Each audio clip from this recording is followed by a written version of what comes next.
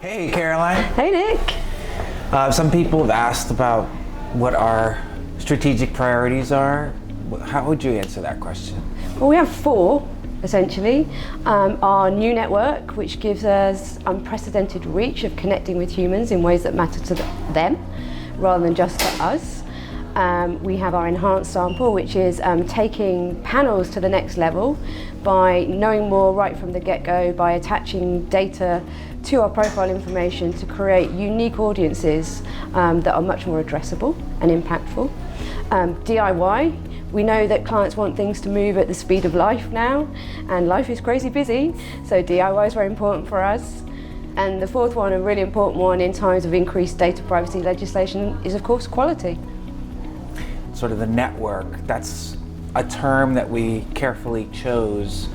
How do you explain that to people, and what does it really mean? So network is about how we have extended access to humans across the world.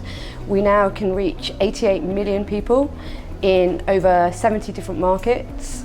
And so the network is how we actually use not just our own LifePoints panelists, but also the broader range of panelists that are out there from other people in the marketplace, like Donata, to Luna, NetQuest, a really great network of partners that we trust. We've built partnerships with over the many, many years, but just gives us access to human understanding at scale in more automated ways. The network is still high quality. It's just not owned by us. Right. It's other high quality sample sources that we've vetted, have used over the years. Yep. We like them, they work. It's as high quality as our own, but there's just a different way of buying it, right? Absolutely. I mean, we only work with permission-based sample. Yeah. It's really important in times of increased data privacy legislation. We had GDPR last year. We've got CCPA coming up in January. So yeah, it's still very high quality. We just can access it in much more automated ways now. And what's the client benefit of us having this network? What's good from a client perspective? It's speed and scale. So no matter what client we work with, whether it's Amazon, Google, our internal clients, the one thing that they've been continually asking for over the last 2 years is increased speed and increased scale. So it really is, it's a digital offer powered by technology and enabled by technology to give us the scale and speed that our clients now need. Yeah, it's a little bit like in the media world, where you have now more programmatic options to place media in front of certain audiences. You may be not so worried about if they came from this website or that website, but you just need people at this price at this time, right? Yeah. But they're high quality. It's just you're finding them in different ways. Absolutely right. Yeah.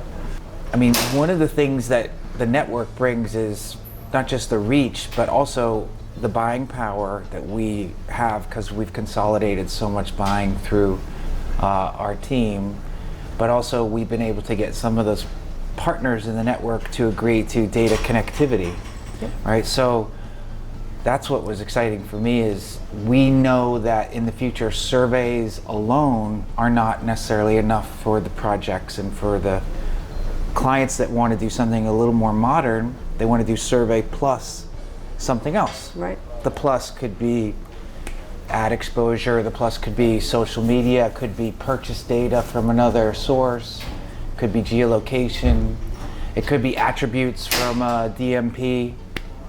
So, but when you do that kind of matching, you need more reach. Yep.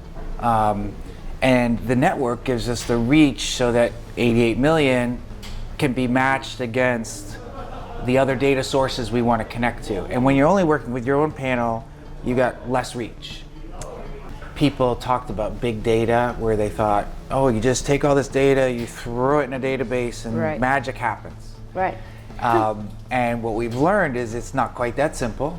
And the beauty of this approach is we start with data sets we understand, panelists, survey sample, and then we connect stuff to it, so that if you want to connect this ingredient or this ingredient, you know what you can get, versus throw everything in a pot and hope you get something good out of it. Yeah.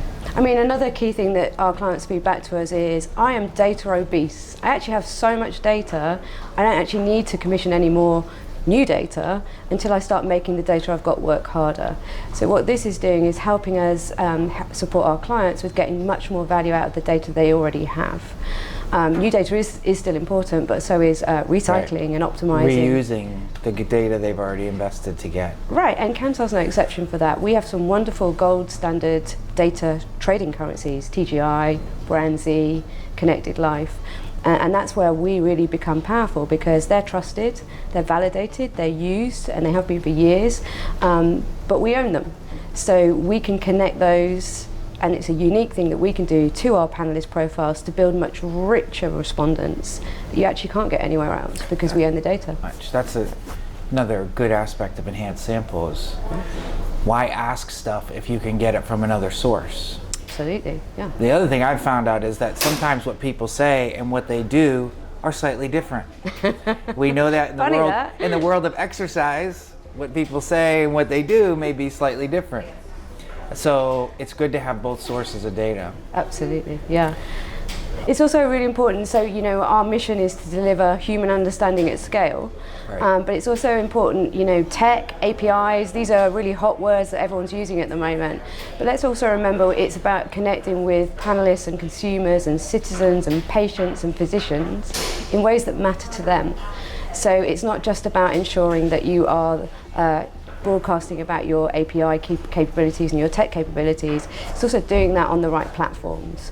So great examples were, we've built a really strong relationship with WeChat in China. That app is used by over 1 billion people every single day in China. So we're really ensuring that we optimize that platform. We're also looking at WhatsApp in other markets too. So it's how we connect with people in ways that matter to them in their everyday lives as well, not just ensuring we can deliver scale through technology. All this data stuff is, well, maybe there's lots of data, but how am I sure that it's any good? Right. And with a lot of choices, how do I prioritize and know that I'm getting quality? How do you typically answer that question when people say, well, quality matters? How do you do quality? Quality definitely matters, and we've established a reputation for quality in Kantar over the last 20 years that we're very proud of, and that's why we're winning some really exciting brand new clients as well. Some of the fastest growing, most valuable brands in the world, using our own Brandsy data to define that, are coming to us now because of our quality driven focus. But quality, like everything, is moving and shifting all the time. So we're aiming to be compliant, we're working towards being compliant, but the sands are shifting on this continually. Like I said, we had GDPR last year, we've got CCPA coming up, yeah. and they're not identical rules and legislation that we have to follow. There are differences and anomalies there. Yeah. So it's a never-ending focus for us, always has been, always will be. Yeah. And as we talked about before, we really, our Life Points panel, we know that is high driven quality because of the double opt-in processes we use there. And we are always committed to working with partners who are as quality obsessed as we are too. And we've talked a lot actually about enhanced sample. I know this is something that excites you because quality is important with that, because that's about connecting data in ways that matter. Yeah. Talk to me a bit about how that's going. Well, out of the 88 million people in the network, we estimate about 45 million are set up to be part of enhanced sample. So that means survey plus something else. The something else could vary. There's a menu of things that it could be, and that menu varies by country. So you might want one thing here and you can get it in 6 countries. You might want another thing in 5 other countries. Ideally, we would be able to offer everything everywhere, but it's an evolution, right? Mm-hmm. But enhanced sample is what I think everybody hoped the data ecosystem game would provide, which is don't make me re-ask things that I can get from another source that's behavioral. Right. And that's what we're striving to do here, is we have the kind of smart people who know here are the pathways by which you can connect this, validating that it's working before you get to the end of the project and then find out it didn't work. So we've learned a lot over the past couple of years And we're really good at speaking the data game and what's real versus what's hype. Right. And there's a lot of hype in the data world. We've all heard it. A lot of jargon as well. A lot of jargon, and it's confusing. And I've been in it a long time, and I get confused. But in that, you find some pathways that actually work. And then there's some that are just still too wobbly. So I feel really confident in not just the data we have, but in our team, that we have a really good team that knows what you can do and what you can't do. And if you want to try something new, we're all about taking creative, bold risks. If you're willing to try something new, we want to be that partner. If you just want something that you know will work, we can tell you what we know will work. Right. So enhanced sample is a really exciting opportunity for us. And I think that for the insights community, they're going to need to show that they're not just survey driven. They're going to need to show that they work with other data sets, because it saves money, it reduces survey, it might save time, it might extend the data out to not just be about an insights project, but about a media activation project, right? My segmentation goes from the research group out to the media group, out to the world. Wonderful. DIY. No. So how would you articulate the DIY strategy and how it's going? Well, it's a really nice segue, because we're honestly a little bit late to the table on DIY, but that's not a bad thing, because we've been able to take a step back, watch what other people have been doing, and then pick the right partners for that. Fast follower. Fast follower, exactly right. That's a strategy. Exactly right. It certainly is a strategy. And so DIY is really important for us and it's a nice segue from what we were just talking about. You know, for example, media agencies, sometimes they work through the night on creative pitches, and they just need insights at their fingertips as they're sparking off each other to build creative ideas for the creative pitch. So DIY is really important in terms of opening up an opportunity to have 24/7 access to insights, still quality driven, but also at scale. So that's a great thing that we're working on. So DIY is exciting. We're beta testing our DIY offer through Kantar Marketplace right now in the USA. And yeah, we've already had loads of clients come to us for that beta pilot. Some really super impressive brands across a wide range of categories. So DIY is a big deal, and it's going to get bigger going forward. Some of that DIY work is just matter of convenience, matter of price and speed. But then when people get stuck, they have us to call for the more advanced stuff. Exactly. It's a perfect complement to the trusted work that we're already doing that's more complicated, more detailed, bigger scale, not just in terms of outputs, but in terms of price as well. Multi-country. Multi-country, yeah. So it's the perfect complement to that. Why do you think people or companies with a lot of data like Google, Amazon, Facebook, why are they working with us when they have so much? Because they need the why as well as the what. So Amazon is a client we've been working with for many years, and they have loads of what data, so they know what people have purchased, but they don't always understand the why. And quite honestly, you know, their whole purchase experience is use tech to make customers' lives easy.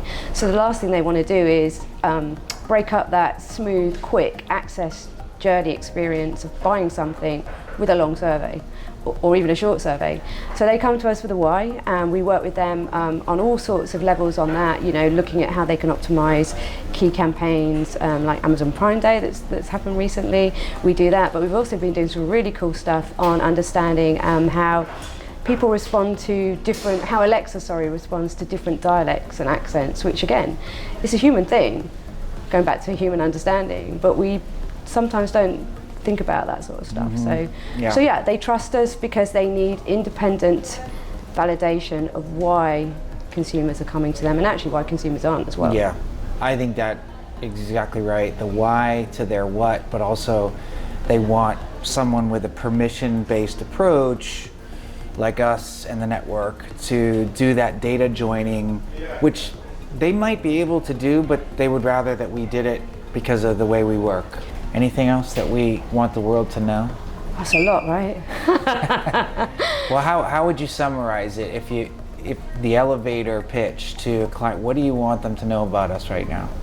So we are on a mission to enable human understanding at scale.